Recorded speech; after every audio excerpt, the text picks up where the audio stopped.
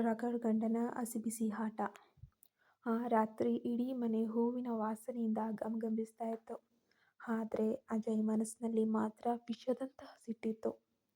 ತಾಯಿಯ ಬಲವಂತಕ್ಕೆ ಮದುವೆಯಾಗಿದ್ದನೇ ಹೊರತು ತನಗೆ ಇಷ್ಟವಾಗಿಯೋ ಅವನಿಗೆ ಆ ಹುಡುಗಿಯ ಮೇಲೆ ಎಳ್ಳಷ್ಟು ಪ್ರೀತಿ ಇರಲಿಲ್ಲ. ಜೊತೆಗೆ ಆಕೆಯನ್ನು ನೋಡೂ ಇರಲಿಲ್ಲ.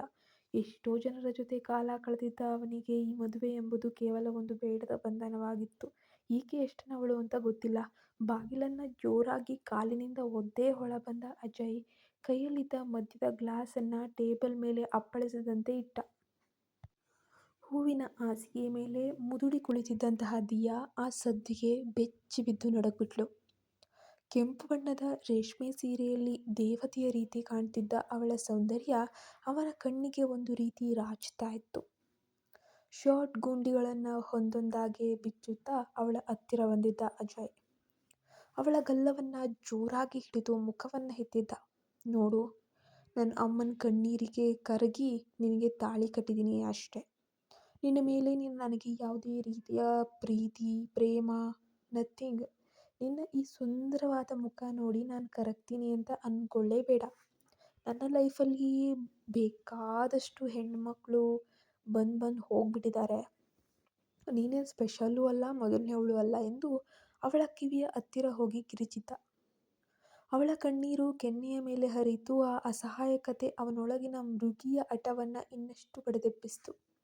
ಅವಳ ಸೌಂದರ್ಯದ ಮೇಲೆ ಒಮ್ಮೆ ಕಣ್ಣಾಡಿಸ್ತಾನೆ. ಆದರೆ ಇಷ್ಟು ದಿನ ನಾನು ನೋಡಿದವರಿಗಿಂತ ನೀನು ಸ್ವಲ್ಪ ಜಾಸ್ತಿಯೇ ಬ್ಯೂಟಿಫುಲ್ ಆ್ಯಂಡ್ ಮುಗ್ಧವಾಗಿ ಸಖತ್ತಾಗಿ ಕಾಣ್ತಿದೀಯ.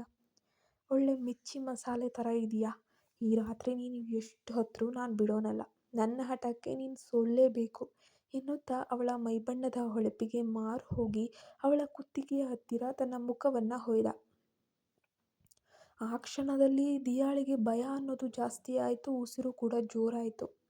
ಅವಳ ಉಸಿರಾಟ ಎಷ್ಟಿತ್ತು ಅಂದರೆ ಶಬ್ದ ಇಡೀ ರೂಮ್ನಲ್ಲಿ ಕೇಳಿಸ್ತಾ ಇತ್ತು. ಅವನ ಒರಟು ಕೈಗಳು ಅವಳ ಮೃದುವಾದ ಚರ್ಮವನ್ನು ಸ್ಪರ್ಶಿಸಿದಾಗ ಅವಳು ಕಣ್ಣುಗಳನ್ನು ಬಿಗಿಯಾಗಿ ಮುಚ್ಚಿಕೊಂಡ್ಳು. ಬಿಡಿ ಪ್ಲೀಸ್ ಎಂದು ಅವಳು ಪಿಸುಗುಟ್ಟಿದ್ದು ಅವನ ಅಹಂಕಾರಕ್ಕೆ ಇನ್ನಷ್ಟು ವೇಗ ನೀಡಿತು. ಅವಳ ಸೊಂಟಕ್ಕೆ ಕೈ ಹಾಕಿ ತನ್ನತ್ತ ಬಲವಾಗಿ ಎಳೆದುಕೊಂಡ ಅಜಯ್, ಆ ರೂಮ್ನಲ್ಲಿ ನಡೆಯೋದು ನನ್ನ ರೂಲ್ಸ್ ಮಾತ್ರ. ಇವತ್ತು ನಿನ್ನ ಈ ಸೌಂದರ್ಯ ಪೂರ್ತಿ ನನ್ನ ಪಾಲಾಗಬೇಕು ಎನ್ನುತ್ತಾ ಅವಳ ಮುಖದತ್ತ ಬಾಗಿ ತನ್ನ ಆಧಿಪತ್ಯವನ್ನು ಸ್ಥಾಪಿಸೇ ಇದ್ದ. ಕೋಣೆಯ ದೀಪದ ಬೆಳಕು ಮಂದವಾಯಿತು.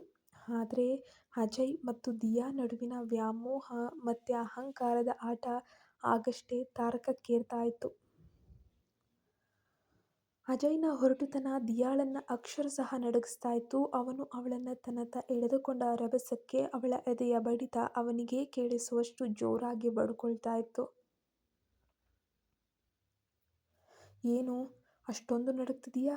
ಗಂಡನ ಹತ್ತಿರ ಬರೋದಕ್ಕೆ ಇಷ್ಟೊಂದು ಹೆದರಿಕೆಯಾ ಎಂದು ವಕ್ರವಾಗಿ ನಗುತ್ತಾ ಅವಳ ಮುಖದ ಮೇಲೆ ಹರಡಿದ್ದ ಕೂದಲನ್ನು ಬದಿಗೆ ಸರಿಸ್ತಾ ಇದ್ದ. ಆತ ಆಕೆಯ ಮೇಲಿನ ಪ್ರೀತಿಗೆ ಈ ರೀತಿ ವರ್ತಿಸ್ತಿದ್ದಾನೋ, ಆಕೆಯ ಬ್ಯೂಟಿಗೆ ಸೋತು ಈ ರೀತಿ ವರ್ತಿಸ್ತಿದ್ದಾನೋ ಗೊತ್ತಾಗ್ತಾ ಇಲ್ಲ. ಅವನ ಕೈಗಳು ಈಗ ಅವಳ ಸೌಂದರ್ಯವನ್ನು ಆಸ್ವಾದಿಸಲು ಹಂಬಲಿಸ್ತಾ ಕಾಯ್ತಾ ಇದೆ, ಬಕಪಕ್ಷಿಯ ರೀತಿ. ದಿಯಾ ತನ್ನ 2 ಕೈಗಳಿಂದ ಅವನ ಎದೆಯನ್ನು ತಳ್ಳೋಕೆ ಬಹಳ ಅಂದರೆ ಬಹಳ ಪ್ರಯತ್ನ ಪಟ್ಳು. ಅವಳಿಗಿರೋ ಶಕ್ತಿಯನ್ನೆಲ್ಲ ಹಾಕಿದ್ಲು. ಆದರೆ ಅವನ ಕಲ್ಲಿನಂತಹ ಮೈಕಟ್ಟಿನ ಮುಂದೆ ಅವಳ ಪ್ರಯತ್ನ ಝೀರೋ ಆಗೋಯ್ತು. ಬಿಡಿ, ನನಗೆ ಭಯವಾಗ್ತಿದೆ ಎಂದು ಅವಳು ಕಣ್ಣೀರು ಹಾಕುತ್ತಾ ಬೇಡ್ಕೊಂಡ್ಳು. ಭಯಪಡೋ ಅವಶ್ಯಕತೆ ಇಲ್ಲ. ನಾನು ನಿನ್ನ ಈ ಸೌಂದರ್ಯವನ್ನು ಅನುಭವಿಸೋಕೆ ಅಂತಲೇ ಬಂದಿದ್ದೀನಿ. ತಾಳಿನೂ ಕಟ್ಟಿದ್ದೀನಿ ಎಂದು ಹೇಳುತ್ತಾ ಅವನು ಅವಳನ್ನು ಪೂರ್ತಿಯಾಗಿ ತನ್ನತ್ತ ಸೆಳೆದುಕೊಂಡ. ಮಂದ ಬೆಳಕಿನಲ್ಲಿ ಅವಳ ರೂಪ ಚಿನ್ನದಂತೆಯೇ ಹೊಳಿತಾ ಇತ್ತು. ಅದನ್ನು ಕಂಡ ಅಜಯ್ನ ಕಣ್ಣುಗಳಲ್ಲಿ ಆಕರ್ಷಣೆಯ ಕಿಚ್ಚು ಅನ್ನೋದು ಹೊತ್ತುಕೊಂಡು ಹುರಿತಾ ಇದೆ. ಅವನು ಅವಳನ್ನು ಹಾಸಿಗೆಯ ಮೇಲೆ ಮೆಲ್ಲನೆ ತಳ್ಳಿದ. ಹೂವಿನ ಹಾಸಿಗೆಯ ಮೇಲೆ ಹರಡಿಕೊಂಡ ಅವಳ ಸೌಂದರ್ಯ ಅವನ ಹಠಮಾರಿ ಬುದ್ಧಿಯನ್ನು ಕ್ಷಣಕಾಲ ಮರೆಸಿತ್ತು. ಅವಳ ಹತ್ತಿರ ಬಾಗಿ ಅವಳ ಮೃದುವಾದ ಮೈ ಮೇಲೆ ತನ್ನ ಪ್ರೀತಿಯ ಮುದ್ರೆಗಳನ್ನು ಒತ್ತಿದಾಗ ದಿಯಾಳ ಮೈಯಲ್ಲಿ ಮಿಂಚು ಸಂಚರಿಸಿದಂತಾಯಿತು. ಅವನ ಹೊರಟುತನ ಏನೋ ಒಂದು ರೀತಿ ಖುಷಿಯನ್ನು, ತನ್ನ ಗಂಡ ಅನ್ನುವಂತಹ ಅಧಿಕಾರವನ್ನು ಸ್ಥಾಪಿಸ್ತಾ ಇತ್ತು. ಅವಳು ಅವನ ಶರ್ಟನ್ನು ಬಿಗಿಯಾಗಿ ಹಿಡಿದುಕೊಂಡ್ಳು. ಆಕೆಗೆ ಮೈಯಲ್ಲಿ ಏನೋ ವಿದ್ಯುತ್ ಸಂಚರಿಸಿದಂತೆ ಫೀಲ್ ಆಗ್ತಾ ಇದೆ. ನೋಡ್ದಿಯಾ, ನೀನು ಎಷ್ಟು ಮುಗ್ಧಳೋ ಅಷ್ಟೇ ಆಕರ್ಷಕವಾಗಿದೀಯಾ.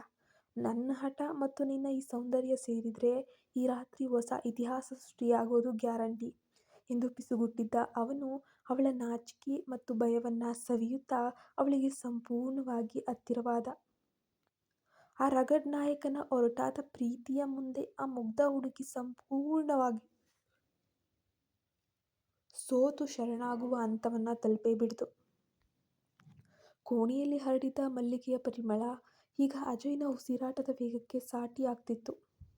ದಿಯಾ ಪೂರ್ತಿಯಾಗಿ ಕಣ್ಮುಚ್ಚಿ ಅಸಹಾಯಕಳಾಗಿ ಮಲಗಿದ್ರೂ ಅವಳ ಮೈಮನಗಳಲ್ಲಿ ಹೊಸದೊಂದು ಸಂವೇದನೆ. ಈಗ ತಾನು ಹುಡುಗಿಯಿಂದ ಒಬ್ಬ ಹೆಣ್ಣು ಮಗಳಾಗಿ ಬದಲಾವಣೆಯಾದಂತಹ ಸ್ಥಿತಿ. ಅಜಯ್ ಅವಳ ಕಿವಿಯ ಹತ್ತಿರ ಸರಿದು, ಇಲ್ಲಿಯವರೆಗೆ ನಾನು ಬೇಕಾದಷ್ಟು ಜನರನ್ನ ನೋಡಿದ್ದೀನಿ, ಆದರೆ ನಿನ್ನ ಈ ಪರಿಶುದ್ಧತೆ ನನಗೆ ಯಾಕೋ ಹೊಸ್ದಾಗಿ ಕಾಣ್ತಾ ಇದೆ, ಏನೋ ಒಂದು ರೀತಿಯ ಹೊಸ್ತನ ಎಂದು ಪಿಸುಗುಟ್ಟುತ್ತಾ ಅವಳನ್ನ ತನ್ನ ಬಾಹುಬಂಧನದಲ್ಲಿ ಬಂಧಿಸ್ತಾ ಇದ್ದಾನೆ.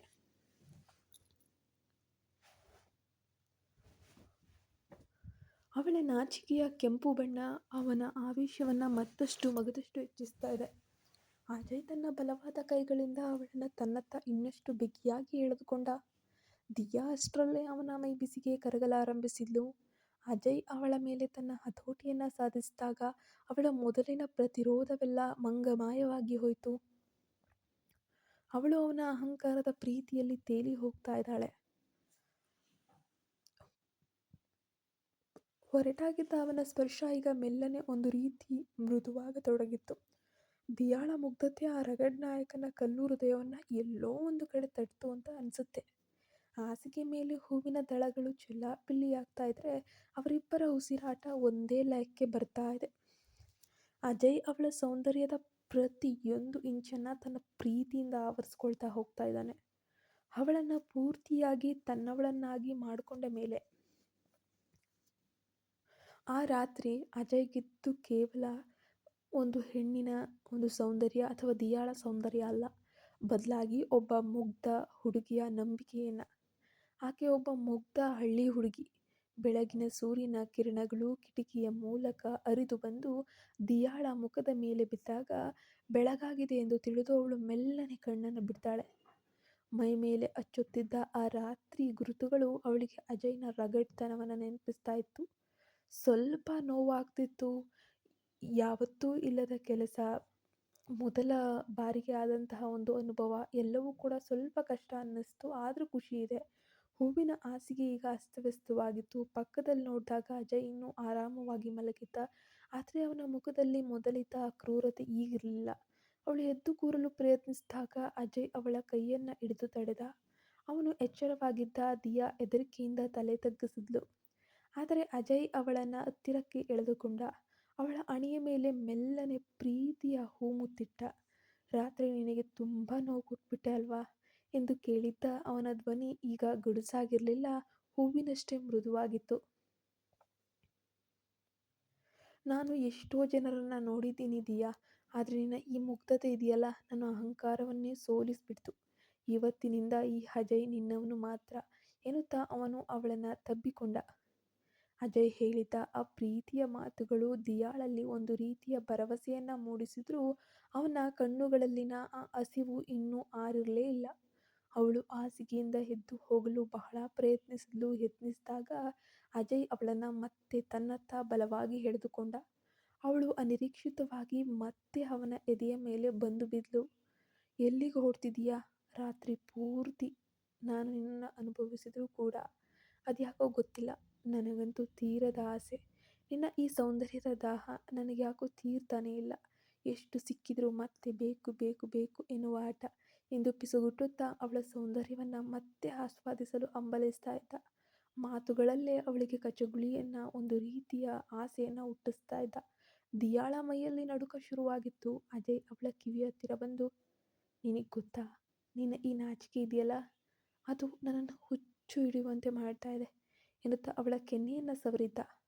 ನಾನು ರಗಡ್ ಅಂತ ನಿನಗೆ ಗೊತ್ತು, ನನ್ನ ಪ್ರೀತಿ ಮಾಡೋ ರೀತಿ ಕೂಡ ಹಾಗೇ ಇರುತ್ತೆ ತಾನೇ, ತಡೆದುಕೊಳ್ಳೋ ತಾಕತ್ ನಿನಗಿದೆಯಾ ಎಂದು ಸವಾಲನ್ನು ಹಾಕುವಂತೆ ಕೇಳಿದ್ದ. ಅವಳು ಮಾತು ಮರೆತು ಅವನ ಕಣ್ಣುಗಳನ್ನೇ ನೋಡ್ತಾ ಇದ್ಲು. ಅವನ ಮಾತಿನಲ್ಲೇ ಒಂದು ರೀತಿ ಮದ್ದು ಬರುವಂತಹ ಒಂದು ಕಲೆ ಇತ್ತು. ಅವನು ಅವಳನ್ನು ಪೂರ್ತಿಯಾಗಿ ತನ್ನ ಕೆಳಗೆ ಹೊತ್ತಿ ಹಿಡಿದು ಮತ್ತೆ ಆ ಪ್ರೇಮದ ಆಟದಲ್ಲಿ ಮುಳುಗೇ ಹೋದ. ಅಜಯ್ ಅವಳ ಮುಖವನ್ನು ತನ್ನ 2 ಕೈಗಳಲ್ಲಿ ಗಟ್ಟಿಯಾಗಿ ಹಿಡಿದು ನೇರವಾಗಿ ಅವಳ ಕಣ್ಣುಗಳನ್ನೇ ನೋಡುತ್ತಾ ಕೇಳ್ತಾ ಇದ್ದಾನೆ.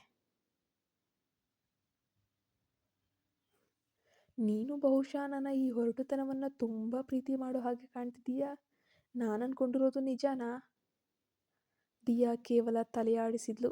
ಅಜಯ್ ಅವಳನ್ನು ತನ್ನ ಬಾಹುಗಳಲ್ಲಿ ಎತ್ಕೊಂಡು ಕಿಟಕಿಯ ಬಳಿ ನಿಲ್ಲಿಸಿದ. ಚಂದಿರನ ನೆನಪಿನ ಮಂದ ಬೆಳಕು ಅವಳ ಮೇಲೆ ಬಿದ್ದಾಗ ಅಜಯ್ ಅವಳ ಕುತ್ತಿಗೆಯ ಬಳಿ ಪ್ರೀತಿಯ ಗುರುತೊಂದನ್ನು ಮೂಡಿಸಿದ್ದ.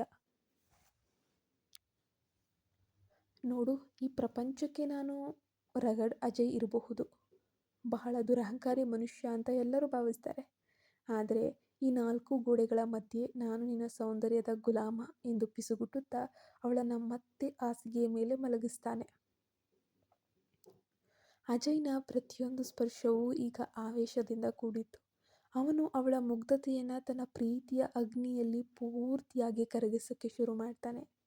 ಅಜಯ್ನ ಆವೇಶ ಈಗ ಮಿತಿ ಮೀರಿತ್ತು. ಅವನ ದರ್ಪ ಅವಳ ಸೌಂದರ್ಯದ ಮುಂದೆ ಮಂಡಿಯೂರಿ ಕುಳಿತಿದೆ. ಅಜಯ್ ತನ್ನ ಹಠಮಾರಿ ಸ್ವಭಾವದಿಂದ ಅವಳನ್ನು ಎಷ್ಟು ಕಾಡ್ತಿದ್ದನೋ ಗೊತ್ತಿಲ್ಲ. ಅಷ್ಟೇ ಮೃದುವಾಗಿ ಅವಳ ಉಸಿರಲ್ಲಿ ಉಸಿರಾದ.